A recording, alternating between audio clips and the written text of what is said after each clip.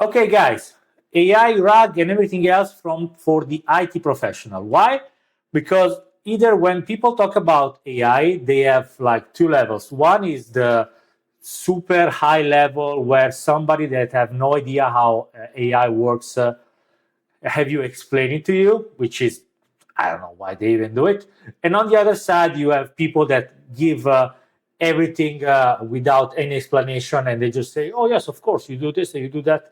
Then you write this Python code, but they're not able to explain you why and what's going on and what's the whole point here. Here you're going to understand the whole point. Has a good knowledge about tech, but doesn't need to be accompanied by holding the hands like, "Oh, come on, little guy, come on, I'm going to explain you things." No, you're a grown adult and you're able to understand what I'm going to say to you. So, first, who am I? Because maybe you don't know me. My name is Emanuele Meazzo.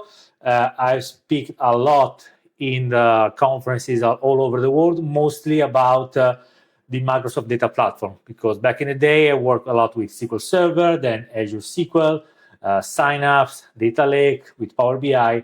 But nowadays, I'm working a lot, of course, with AI, like everybody else. Currently, I'm the manager of the data science and intelligence department at Acer. Yes, that one that makes your laptop in EMEA. Let's get to it immediately. This is the agenda. Probably this video will be split in different parts. Here is the full list of what we're going to see in the full playlist of videos. But let's get to it immediately to the first thing. What has changed in AI that made the hype go up lately? Why everything changed since a couple of years that made AI go so mainstream? Of course, you know what's going on. It was all ChatGPT's fault because ChatGPT demonstrated that an AI product could get a lot of attention and could get a lot of customer very, very quickly. In just 2 months, it managed to get to 100 million users. And I guess it was able to, if I remember correctly, it was able to get to 1 million users in something like 5 days, which is incredible. The hype here is driven by LLM. We've heard the words LLM. LLM is large language model. And just to be clear, ChatGPT, for example, it's a service based on an LLM. And when we talk about GPT, like the GPT in ChatGPT, in GPT 3.5, GPT-4 that you hear all day, all the time, it's called like this because it's a generative pre-trained transformer model. And this was ironically first described in the famous Attention User You Need Google paper released back in 2017. As said, ChatGPT has demonstrated to be the first successful commercial product, and then from then on, everybody was like, let me try something with AI. LLMs work fine, everything seems to be good. Let me try, tackle it, and have my product. And now we have AI products everywhere. Now we have a lot of base information, but what is a foundational model? I want to explain this to you because you need to understand first what's a foundational model, and after that, you can understand what's everything else that's built upon it. Foundational model, I found this picture which is very nice and descriptive because basically you have all the data coming in from training, and data could be classically text, but not only, because you have seen some products that do video, do audio, do photos, etc. So lots of data, mostly text, not only, used for training. And then this training then gets something that is capable of doing stuff. It's able to follow instruction, recognize objects, caption the images, reply to you in a different language, etc., etc. If I had to describe a foundation model by simply reading from a list of text, this would be the thing. But we're not here to do the boring stuff, but we're here to basically understand what's going on. So I created a cut the BS, please slide, where basically it explains to you what's going on very, very high level. On the left, you can see the material from training. So all the text you can use, all the images you can use, all the audio you can use, could also be all the video you can use, but video is just a series of images, so it's basically the same thing. And take notice of the word can. because there is a lot of legal fights about this, because companies are saying, oh no, you're stealing data from me, you don't have the authorization to do so. This is why we say you can use. But then most of these companies just take whatever they find and they push it inside their models because they can, basically. And then it's better to sin and then ask for forgiveness rather to behave, it seems. Then all of this gets into a magical mathematical model that at the end of the day, it's mostly a lot of matrix operation, so multiplication, accumulation, shifting, etc., etc. You don't really need to know how it works. It just does. It's emergent properties of this amazing mathematical concept that somebody has invented. It just is. It's too low level to go there and understand it. Then, in order to accomplish whatever you need to do to create a proper enterprise level foundational model, technically you also need millions and millions in GPUs and power to run this magical mathematical model for weeks at the end. So that's why it's getting expensive. And more the time passes, more this is getting expensive, because models get bigger and get bigger and more sophisticated, and they use more information to get it to do more stuff. It's only going to get worse.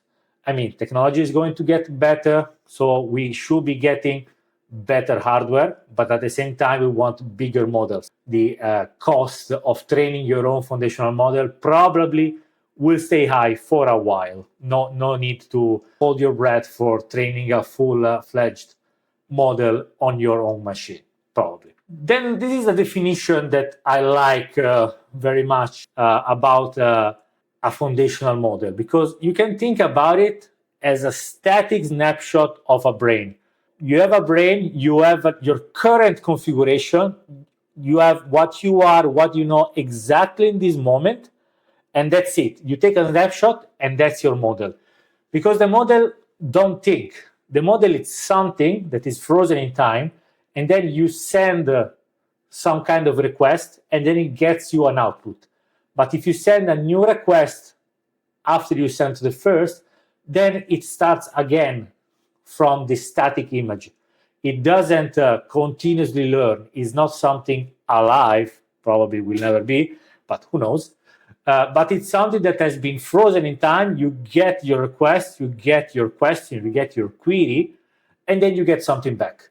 You can work only on what you send to this model, sending more or less stuff, but the model itself, it's frozen in time. Then the new model will be a little bit forward in time, will be a little bit different configuration, but the same model, you send the thing, it's frozen. You can only work on what you're going to send and how much and which things you're going to send and what you're going to ask and what you're going to provide the model itself. Remember this, because this is very important when actually working with the foundational model and creating your application. So, foundational model. Here I just have some pictures of some famous foundational model like Claude 3. Now 3.5 is even more famous. Mistral AI, Llama 3, Stable Diffusion to generate images, and then of course Gemini and GPT-4o are very, very famous themselves.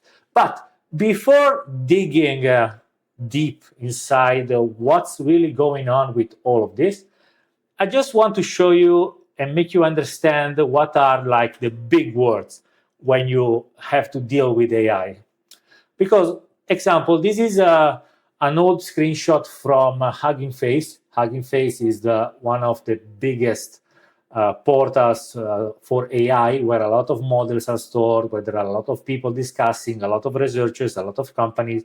It's the mecca of AI. But then when you go to Hugging Face, you see all of these numbers, all of these things like, what does it mean 8B? What does it mean 70B? Chat, instruct. So all of these words, usually you need to know them, because once I teach you all these basic AI concepts, then everything will be much easier. Because, as everything new, like the AI people like to make stuff more difficult than it should be. For example, The big word number one that we have is prompt. So when you see prompt, it's just the command that you send to the LLM to get a response. So it can be as simple as asking a question. Who is this person? Send a question. That's the prompt. From there, of course, a whole field of prompt engineering has evolved, because remember what I told you like 2 minutes ago. The LLM, the foundational model, it's a static image of a neural configuration of something. The only thing you can manipulate is what you send to it. Of course, if you want to get a specific response, you need to send a question that is well formatted. It has all the data in order for the LLM to understand and reply to you decently. Or also, maybe you're asking for something that is not inside the foundational model, but it's some kind of content that is external. So you need to include it in the prompt and send it over to have the LLM have it in its mind and reason out how it's going to reply to you.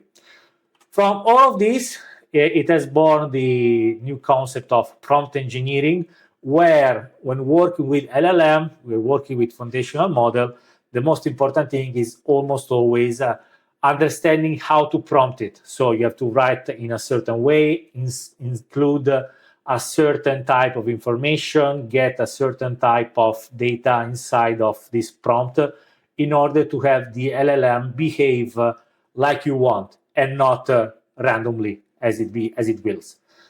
Big word number two is parameter size. So all the numbers that you saw in the screenshot before is the parameter size. More or less, the bigger the number, the fancier is the model, because you can imagine the parameter size almost like the number of neurons that you have. But it doesn't mean that a bigger model is necessarily smarter, even if it's not the right word, than a smaller model. It means that in the bigger model with a bigger parameter size, you may encode more information, because what does it mean is you have all these little parameter inside of the model, and of course, the more you have, the more you should be able to encode more information inside of it. So the relationship is linear, but not so strict. There are some models that are smaller than others that are able to have similar performance to bigger models. But the thing you need to understand is, the bigger the model, the more difficult it is to run it on your machine, because the amount of compute necessary in order to run these models, it's not linear with the parameter size, but it goes exponentially, because you get the need of more RAM, more compute, and everything else. Big models are important for have the best performance in terms of reasoning for an LLM, but smaller models are getting more important nowadays in order to run it on user devices. So something close to 30 or maybe 70 billion parameter could run on your desktop. Something smaller than 30 can run also on your laptop, depending on the hardware. Decently, because technically you can run anything, but you just have to wait hours to get a response. But decently run. That's it, what you have to remember about the parameter size. Bigger is better in terms of cognitive performance, technically, not always. But the bigger it is, the more difficult it is to run on your user hardware, and you will never see something like that deployed on your own PC. Then we have another big word, which is tokens. Here I did a meta description because I asked the tokenizer to explain to me what are tokens, but basically tokens are the unit of measure of consumption in AI, because you don't take the full words in AI, but you get the input and then you tokenize it. As you can see from the text below, the tokenization can be a full word, a part of it, a punctuation mark, etc. because it has its own algorithm, it has its own meaning. So talking about tokenization itself is yet another thing that will take a lot of time. But basically, just remember that when dealing with LLM, you're not talking about characters or words that you send to it, but you're talking about tokens. Tokens could be individual words, could be part of words, could be sub-words, could be punctuation, as you see from the color coding below. And usually you pay the LLM consumption by token. So token in, token out, and you pay by the number of tokens that you have consumed. That's basically it. Now, you needed to understand what tokens are, because the next big word is the context window. The context window is pretty easy to describe now that you know what tokens are, because it basically means how big of a prompt you can send to the LLM, and it can have in its context. So back in the day, the context was very small. So you have just the space to just send the question and maybe a little bit of additional information inside of the context, and that's it. By the time, as you can see from the image, basically you see that the context window is growing, growing, growing.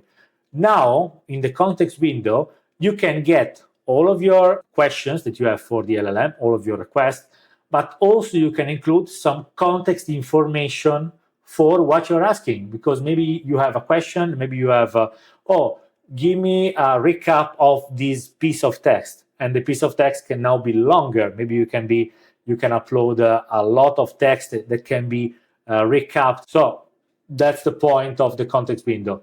Again, the bigger, the better it should be. But remember that the context window is calculated in tokens. And since you pay by the token, of course, the more you send, the more you pay. Big word number 5 is all of the shots. You can hear this specifically when talking about benchmarks, maybe, because you have when you have a new model, and then they say, oh, it performed very well on this particular benchmark, 0 shot or a few shot, etc., making it too difficult needlessly, because 0 shot is basically when you ask a question straightforward and you get a reply. That's it. 0 shot is one prompt. That's it.